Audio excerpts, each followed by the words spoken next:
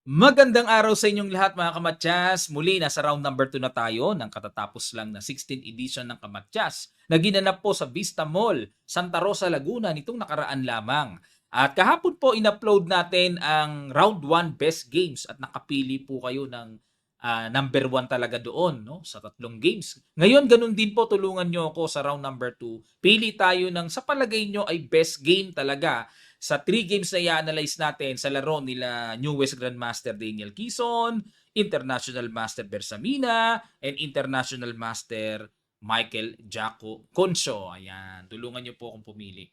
At yung mapipili nating best games from round 1 to round number 7 ay pagbobotohan muli natin para mapili natin ang number 1 talaga sa lahat ng best games. At yun ang pagkakalooban ng Internet Chess Club ng $200. Ayun. Nakakatuwa po ang ICC, ano, talagang naka-collaborate siya, nakasuporta siya sa mga tournaments na gagawin ng Kamatyas, Ayan, bukod sa mapag-aaralan natin ng malakasan yung mga games dito, tulungan nyo rin po akong pumili ng best game. Okay, unahin natin sa naging laro ni GM Denden kay Mr. Ariel Santander. Ayan, black si Denden dito. Nag-E4, C5 si Denden Sicilian at itinira niya ang Hyper Accelerated Dragon. Nag-D4, ayan, Open Sicilian, Bishop G7 at talagang mukhang preparado rin si Ariel, ano, na pasukin ang ganitong linya, kinapture ang knight. Interesting line po yan. Ibig sabihin, aral talaga. Capture, yan talaga ang linya dyan. Pag kinapture kasi yung knight, ang kasunod dyan yung E5 na dito inaargabyado yung knight na bumalik. Wala kasing ibang tatakbuhan yan kundi babalik lang talaga At dito nag-bishop d4 para depensahan, nag-f6 para sabayan kagad ng break at hindi na tumagal pa at baka tumibay pa yung pawn sa e5. At dito in f4 para depensahan, nag-queen a5, ayun, para talagang diinan, talagang pagalawin, obligahin ang puti na mag-react na dyan sa pawn e5 na yan. At nag-queen e2, talagang stable, no? Pirmadong pirmado or firm na firm. Ganun ba sa Tagalog ang firm na firm? Pirmado. Ayan, para talagang tibay na tibay ang pundasyon ng pawn e5 na pine-pressure at dito kumapture sa e5 capture at nag-knight h6. Ayun. Kitang-kita dito na pupuntahan ng knight papunta doon sa f5 square para i-pressure naman, i-threat yung bishop sa d4 hanggang sa mapabagsak ang plano sa e5. At dito nag-G4 na puwersa dito si Santander para hindi makatalon ang knight dyan kasi nga po kung ako yung titingin mukhang napakalakas talaga kapag narating ng knight yung F5 lalo na may threat kagad sa bishop.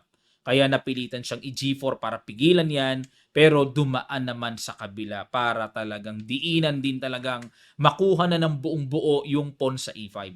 Pero yung knight F7 po, ayan may lumabas na question mark. Ibig sabihin, hindi siya nagustuhan ng computer engine Stockfish 17. Ayan. Ang gusto dito ng computer ay Rook B8. Ayun. Konting silip lang tayo mga kamatsas para dagdag aral, dagdag lesson dito. Atake sa pawn B2 at dito halimbawa kung mag-castling para masabing depensado na yung pawn sa B2 ay susundan pa ng isang malakas na C5 at pagpalagay natin mag-bishop to E3 ang gagawin ay rook takes B2. Ano? May ganyan pala? Sacrifice na? Pag kinapture yan, queen B4 check. Pag nag-king C1, queen takes C3. Ayun. Dito po ay kitang-kita sa evaluation bar, decisive advantage, negative 2.14. Ibig sabihin, winning po talaga ang black dito, mga kamatyas. Okay, kaya yan ay sigurado. Garantisado, kumbaga.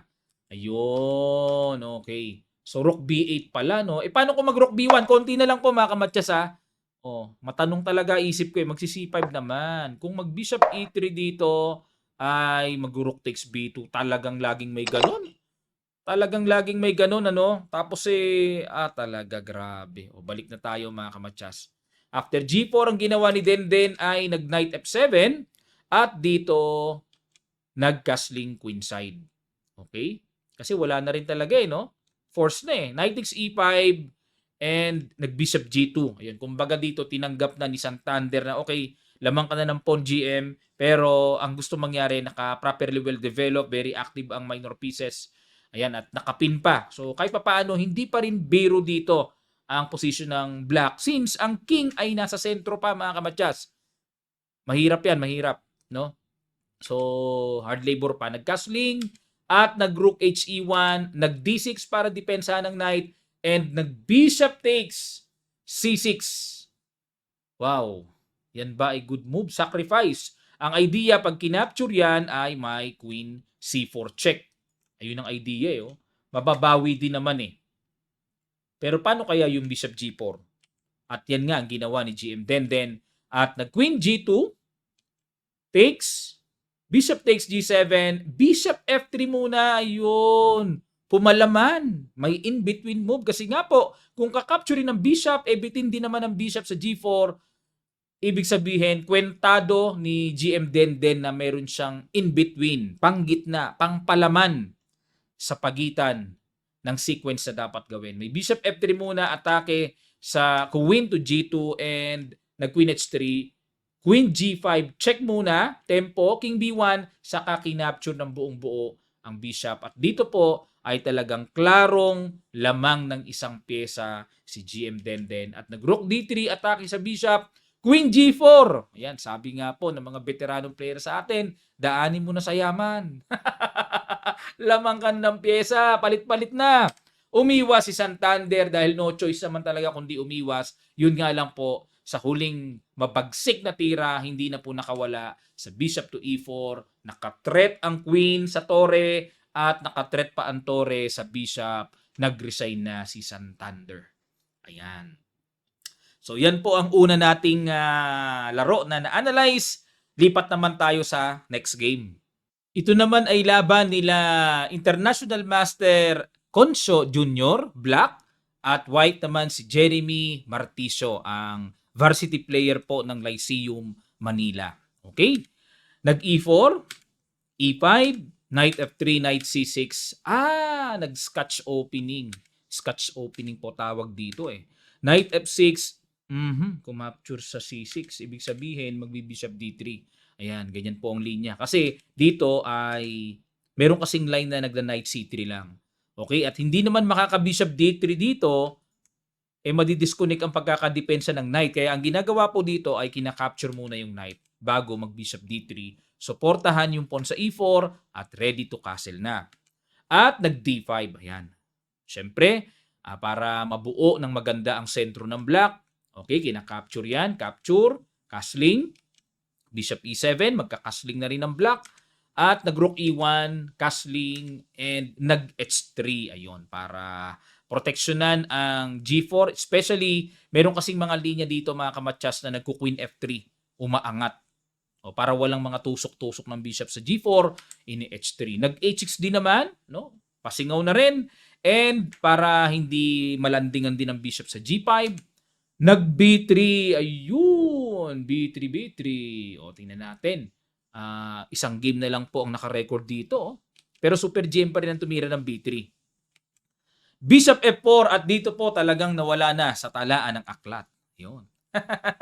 Kasi ang naka-record pa dito ay Bishop B2, tinira ni Super Grandmaster Mobsession kontra kay Super Grandmaster Van Forest. Ayan, second ni Magnus, ano? Ayun.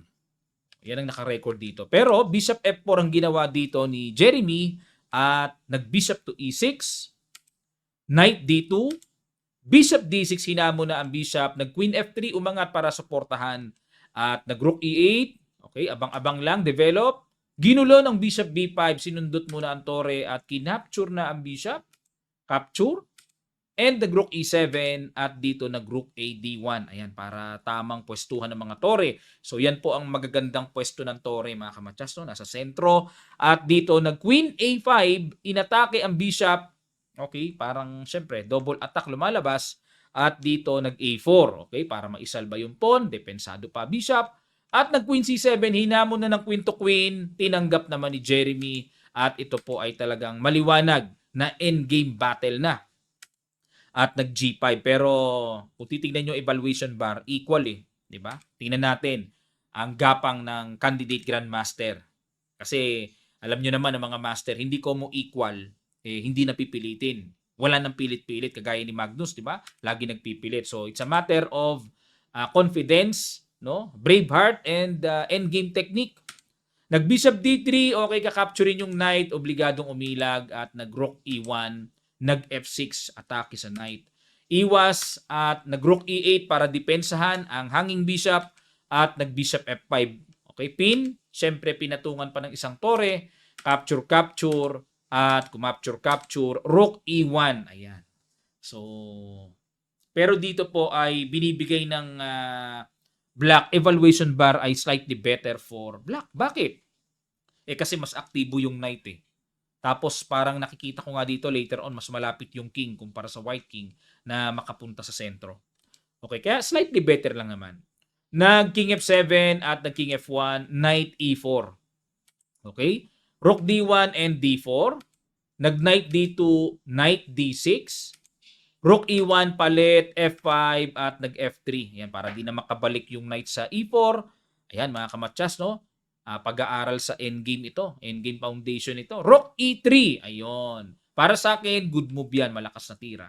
Kasi, imagine niyo po, pagka kinapture yan, capture, syempre may tempo attack pa sa knight, tapos susundan ng f4, which is very strong. Magiging, sementado ang pawn sa e3 pag nagkataon. Kaya dito, naging f2 muna, pero sinemento pa rin mga kamatsas. Hindi pa rin pala maiiwasan ang matinding f4. Pang semento yan sa rook e3. Nag-rook e2 at nag-h5, knight f1 para talagang piliting mapaalis na yan, and then nag-rook c3, king to e1, nag-c4. Ayun, napakagandang plano ni IM Conscio para basagin niya yung queenside pawn structure ng puti at ma-weaken, kumbaga. Ayun, at hindi tinanggap po yung exchange. Kasi po dito mga kamatsas, kung kakainin yan, rook takes na lang. May ganun pa. So rook takes c4 or knight takes c4. Pwede rin yung knight f5 eh. Yun, pwede rin palang pahinugin muna yung pawn c4. Pero knight takes c4 and rook takes c4 ay lamang ang black. Balik tayo. Nag-rook e5 at nag-rook takes pawn dahil iniwanan nga ng tore. Pero kaya po ginawa yan para makipagsabayan na si Jeremy. Naghahanap na rin si Jeremy ng ng mga pasabog, gulo-gulo, counter-attack. Kasi pagka nanatiling nasa loob, passive, walang mangyayari pag mag-iintay lang. So, naunawaan ko po yung side ni Jeremy dito na naghahanap siya ng mga gulo-gulo talaga. Ayan, G4, okay. Nag-D3. Yun nga lang po talagang at this point, super power ang pass pawn ni Conscio. Knight E3, Knight D2. Ayan, syempre, hindi pwede pong capturein ha. Pag kinapture kasi ito, imagine niyo naku po, dalawang pawns na yun nandyan. Talagang totally dangerous yan. Knight D2 and Rook C1 check at nag-King F2. Ayan, imagine niyo po, isang check na lang dito, matchas kung wala ang knight. Kaya ang ginawa ni Conscio ay inatake muna yung knight sa D2. Ayan, and then nag-check. Okay, King D5, Rook H5 check, and then iwas, Knight B3 check, pinuntahan, dinikitan yung knight, King to C3, at dito po ay nag-resign na. Ayan, yun nga lang, naglalag na yung aking computer. Ayun. So, King C3, threat sa knight, and ito ang pinakamalaking threat dyan, yung pamatchas. Okay. Actually po, dito sa 16th edition, again, congratulations, very big congratulations kay Conscio, no? Kay Jaco. Siya ang nag-champion dito sa malakasang strongest field ever na napaline up ng mga players sa Kamatchas. Nag-champion si Conscio. Congrats, no? Pero, hindi po ibig sabihin kahit nag-champion siya, siya na yung diretsong best game. Kayo pa rin ang pipili. Okay? Kasi kayo pa rin yung makakaalam kung talagang saan kayo na-satisfy na laban. Kasi ang hinahanap naman dito ay best game. Hindi po ibig sabihin kukunin yung best game sa nag-champion. Kung siya pa rin ang papalarin, di talagang deserve niyan lahat. Yan. Kaya titingnan natin mga kamatsas ang lahat ng anggulo para mapili natin ang best game. But again, congratulations kay Jaco at talagang napabilib ako sa kaniyang kalakasan ngayon. Ang laki ng in-improve niya talaga. Okay. At ito naman po ang huling game na pag-aaralan natin. White dito si candidate Grandmaster Paulo Bersamina At ang kalaro niya ay si Yurilei Paraguya, 1934 ang rating. Nag-E4, C5, Sicilian, Knight C3, D6, D4. Medyo kakaiba, no? Dito kasi ang alam ko, madalas ginagawa Knight F3 bago mag D4. Pero dito, wala pang Knight F3, nag D4 na. Kinapture Queen takes D4 at nag Knight C6. Ayun, hinabol ng atake. Parang nagpa-tempo lang ang puti, no? Pero ito po, bookline, linya pa rin ito. Parang nagpatalo nga lang, may talo effect isang tempo yung puti, no? Knight F3, Bishop G7, at Knight D5. Aba, kakaibang diskarte talaga ni IM Pau, ano? Nag-Knight F6 at nag-C3. Okay, para pag nawala yung Knight, idea po kasi ng C3 para protection din. Hindi na basta-basta malundagan ng Knight. Nag-Castling at nag-Bishop G5. Ayan, tuloy sa pangiirita na kapag hindi gumalaw ang black dito, kakapturin na yan, magkakaroon ng double pawn, madadamage ang pawn structure at mawiwik pa yung pawn sa D6 pag na-isolate, mga kamatyas. Okay? Knight D7, kaya agad na umilag si Yuri at nag-Bishop E2. Develop lang H6, Bishop D2 at kakaiba ang tira ni IM Pau. Novelty, nawala na po sa libro dahil ang mga nakatala pa dito may gumawa ng Bishop H4 at may tumira ng Bishop F4. Yan po ang notable moves na nangyari na. Pero Bishop D2, novelty by IM Pau. Knight C5, inatake ang queen and nag-Queen E3. Nakukyutan ako sa galawan ng Reyna, mga kamatsas, no? Nagku-Queen D3 tapos nagku-Queen E3. Oh, very unique, no? Pero safe naman. Nag-E6, pinaalis ang knight at umatras B6 para yung bishop naman po ay mapagbigyan ng development sa B7. Knight to D3 para paalisin na yung knight sa C5, umatras lang. Knight D4 sugod, Knight A5 umiwas, pero hindi basta iwas dahil may sundot din sa C4. At dito nag-Knight B4, okay, para makover na rin yung C4 square. At the same time, syempre may control din sa C6. Bishop B7 at nag-castling, Knight C5 at ayun yung pawn. Target, no? Nag-F3 depensa at nag-E5, inatake ang knight. Atras lang, Knight E6. Ang idea niyan para kontrolin yung F4 square at nag-Queen F2. Okay? Medyo makunat, atras-atras lang. F5, nako, talagang grabe. Binomba na ni Yuri ang kingside at kinapture. Obligado pong capturein yan, mga kamatsas. Capture and nag-F4. Ayun. Para hindi makatulak ang black ng F4 mamaya. Okay? At dito nag-Rook C8 lang. Develop. Rook D1. Okay, para may pressure sa D6. Knight C4 pasok. Bishop C1 lang para manatiling nandyan ang bishop. Kasi po kung tutusin, pwede naman capturein yan. Pero kung di naman kailangan at pwersado pa, hindi basta-basta pinagpapalit ang bishop sa knight lamang. Kaya bumababa lang Bishop C1. At nag-Queen E7, Knight D5 pinuntahan ng knight at nag-Queen F7 at nag-B3 atake, atras and nag-C4. At dito po ay kitang-kita na ang kagandahan ng pawn structure sa queen side. Very strong ang knight. At ang isa sa problema ditong nakikita kong susundutin ni IM Pau ay yung pawn sa D6. Pwede mag-Bishop A3. Ayun. Malakas ang pressure sa pawn D6. At nag-Knight C6. Ipangbabara yung knight sa D4. Nag-Queen to H4. Ayan, na dito, hindi basta-basta pwedeng yung knight ay pag-aalisin at lagay sa knight D4 dahil may dapat i-consider din ng black na paparating knight E7 double. May ganyan din pong dapat i-consider. At nag-Rook CE8, okay? Para i-protect yung E7 square pero hindi nagustuhan ng computer engine, mga kamatsas. Ang gusto po ng computer dito ay King H7. Ayun, iwas na para hindi natamaan ng mga check-check pa o nga King H7. Ano? O kaya E takes F4. Yan. Meron siyang two choices. Pero balik tayo sa Rook CE8 at nag-Bishop H5. Ayun lamang, mga kamatsas. May pana na pala doon, bibitawan na lang. Napanaan na gano'n, no? Tusok.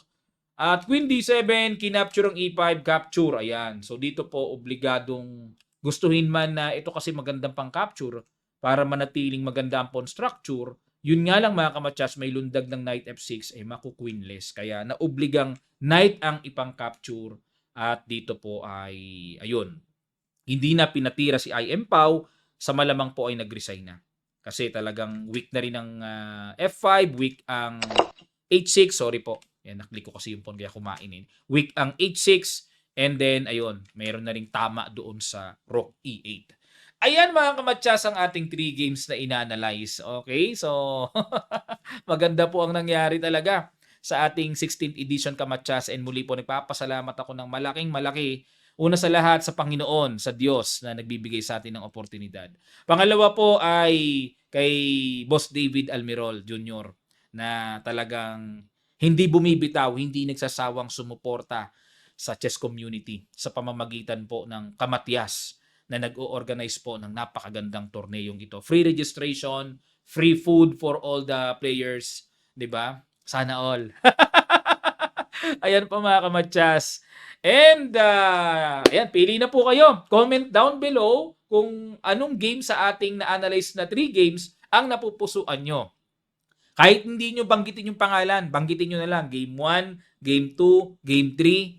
Automatic na yon, matutumbok na natin kung sino ang magwawaging best game sa round number 2.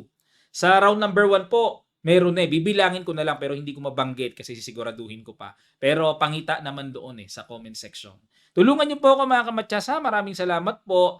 And sa mga nagtatanong po ng ano natin, Kamatcha Super Supporters, sa mga nagtatanong, nako pasensya na po kayo, baka tapusin ko na po ngayong buwan na to kasi hindi ko talaga kaya, talagang nahihirapan po ako sa schedule ko na live session every Sunday. Full load po talaga si Coach Nava.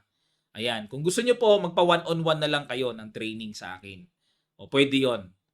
Pero try po natin, titingnan ko kung ano pinakamagandang magagawa ko sa ating online sa YouTube. Pero sa ngayon po, gusto ko munang tapusin at para wala na akong atraso kasi may backlog ako kasi nagka-busy-busy rin kasi. Pero ano naman, mababalikan naman. At naka-record na yon automatic sa YouTube mga kamatyas. Marami po kasi nagtatanong kaya kinalaro ko lang. At sa mga nagtatanong din, kailan ang next tournament? Wala pa po. Magmi-meeting pa kami with NM David Almirol kung kailan ang next tournament natin mga kamatyas. Okay? Muli sa mga wala pang Internet Chess Club, gawa na kayo ng account. It's free, no? Unlimited playing.